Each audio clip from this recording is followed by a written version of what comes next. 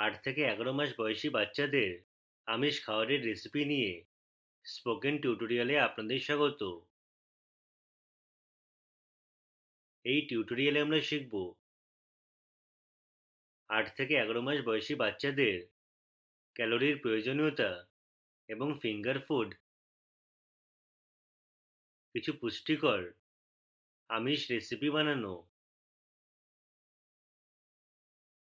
এখন পর্যন্ত আপনি শিশুকে আধা কাপ খাবার দিয়ে দিনে 3 বার খাওয়াচ্ছিলেন।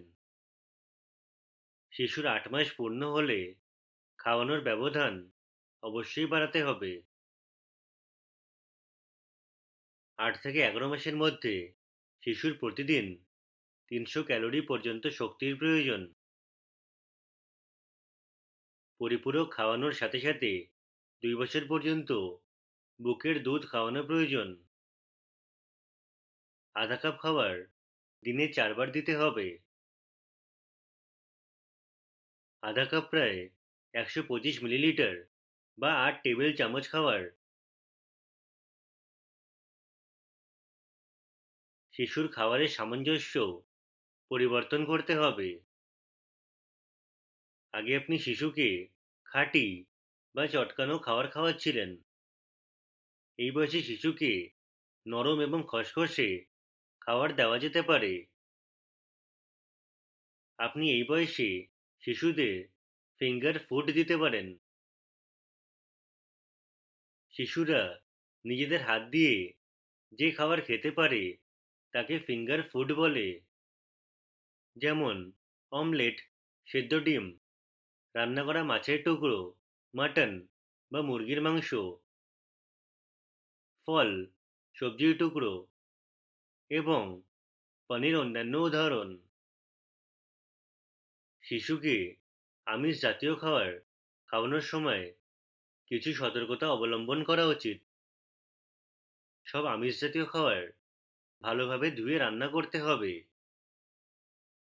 মাছের কাঁটা, মুরগির মাংস বা মাটনের হাড় সম্পূর্ণরূপে ছাড়ানোর জন্য যত্ন নেওয়া উচিত। হাড় শিশুর শ্বাসরোধ করতে পারে। এছাড়াও অনুগ্রহ করে নিশ্চিত করুন যে শিশুর 1 বছর না হওয়া পর্যন্ত তাদের কোনো খাবারে লবণ যোগ করবেন না। বাচ্চা 2 বছর না হওয়া পর্যন্ত চিনি এবং গুড় যোগ করা উচিত নয়। আসুন এখন কিছু আমিষ রেসিপি বানানোর সাথে এগিয়ে যাই। আমাদের প্রথম রেসিপি হলো ভাপানো চিকেন বল। এই রেসিপিটি বানাতে যে উপকরণ লাগবে: 2.5 টেবিল চামচ বা 80 গ্রাম মুরগির মাংসের কিমা, হাফ লেবু, হাফ সূক্ষ্ম কাটা পেঁয়াজ, হাফ ফ্যাটানো ডিম, 1 টেবিল চামচ বেসন। পদ্ধতি: একটি পাত্রে ধুয়ে মুরগির মাংসের কিমা নিন। এর উপরে অর্ধেক লেবু চিপে নিন। এটি ভালোভাবে মেশান এবং 20 থেকে 30 মিনিটের জন্য আলাদা করে রাখুন। কিমা মুরগির একই বাটিতে কাটা পেঁয়াজ যোগ করুন এবং ফ্যাটানো ডিম, তারপর বেসন যোগ করুন এবং ভালোভাবে মেশান। মিশ্রণটিকে 8টি সমান ভাগে ভাগ করে গোল বল বানান।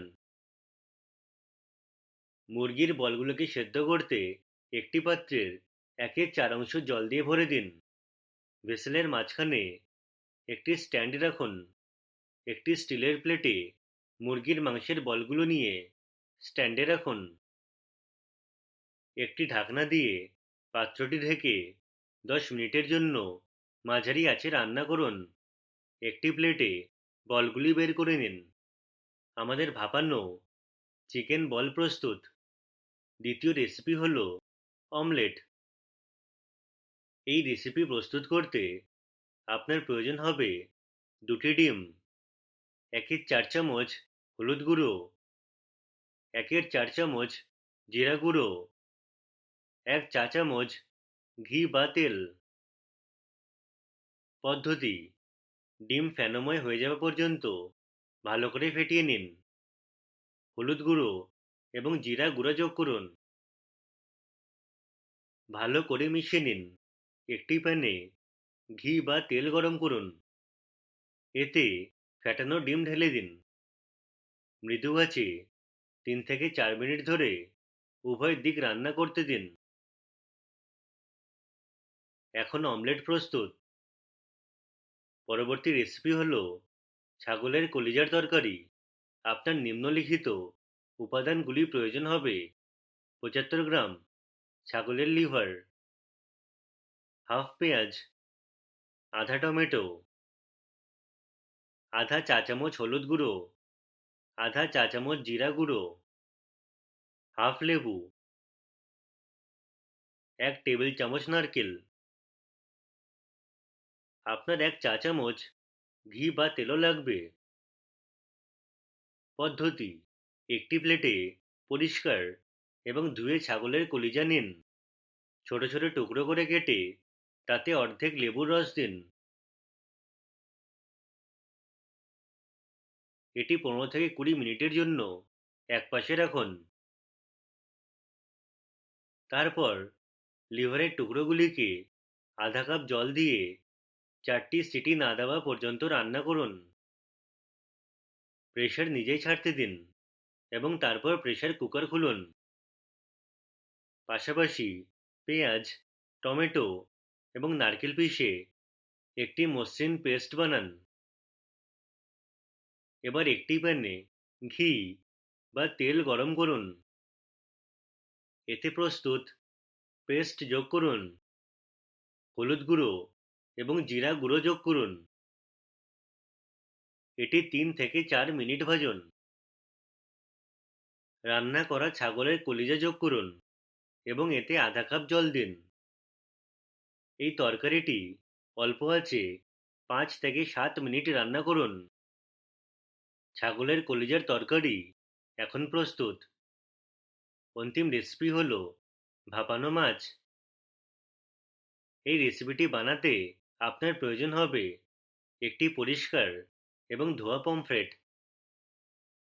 একটি কলা পাতা, 1 টেবিল চামচ দই, 1/4 চামচ হলুদ গুঁড়ো, 1/4 চামচ জিরা গুঁড়ো।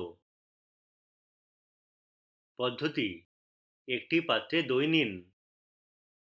এতে হলুদ গুঁড়ো এবং জিরা গুঁড়ো দিন এবং ভালোভাবে মেশান। এটি একটি পরিষ্কার এবং ধোয়া পমফ্রেটের টুকরোতে লাগান। এবার এটি 15 থেকে 20 মিনিটের জন্য একপাশে রেখে দিন। এদিকে কলা পাতা ভালো করে ধুয়ে নিন। এটি একটি পরিষ্কার কাপড়ে রাখুন এবং পাতা শুকানোর জন্য কাপড় দিয়ে মুছুন। এরপর কয়েক সেকেন্ডের জন্য মাঝারি আঁচে কলা পাতা গরম করুন। পাতার অন্য পাশও এটি করুন। এতে মাছ মোড়ানোর জন্য কলা পাতা নরম হয়ে যাবে। এবার কলা পাতায় মাছের টুকরোগুলো মুড়িয়ে দিন। অল্প আঁচে 18 থেকে 20 মিনিট ভাপিয়ে নিন। স্টিমিং পদ্ধতিটি আগে টিউটোরিয়ালে ব্যাখ্যা করা হয়েছে। আঁচ থেকে মোড়ানো মাছগুলিকে নামিয়ে ঠান্ডা হতে দিন। ঠান্ডা হয়ে গেলে কলার পাতা থেকে মোড়ানো মাছগুলি খুলে ফেলুন। ভাপানো মাছ এখন প্রস্তুত। মাছ থেকে কাটা আলাদা করে তারপর শিশুকে পরিবেশন করতে ভুলবেন না। পমফ্রেটের বদলে আপনি আপনার এলাকায় স্থানীয়ভাবে উপলব্ধ যে কোনো মাছ ব্যবহার করতে পারেন। এই সকল রেসিপিগুলি প্রোটিন সমৃদ্ধ, ওমেগা 3 ফ্যাটি অ্যাসিড এবং কোলিন। এই রেসিপিগুলি হলো ভিটামিন ডি এর মতো ভিটামিনের উৎস। এ, বি2, বি3, বি6, বি9, বি12, আয়রন, জিঙ্ক এবং ফসফরাসও এই সকল রেসিপিতে রয়েছে। সুস্বাস্থ্যের জন্য এই রেসিপিগুলি শিশুর খাদ্য তালিকায় যোগ করুন। এটি আমাদের এই টিউটোরিয়ালের শেষে নিয়ে আসে। অংশগ্রহণের জন্য ধন্যবাদ।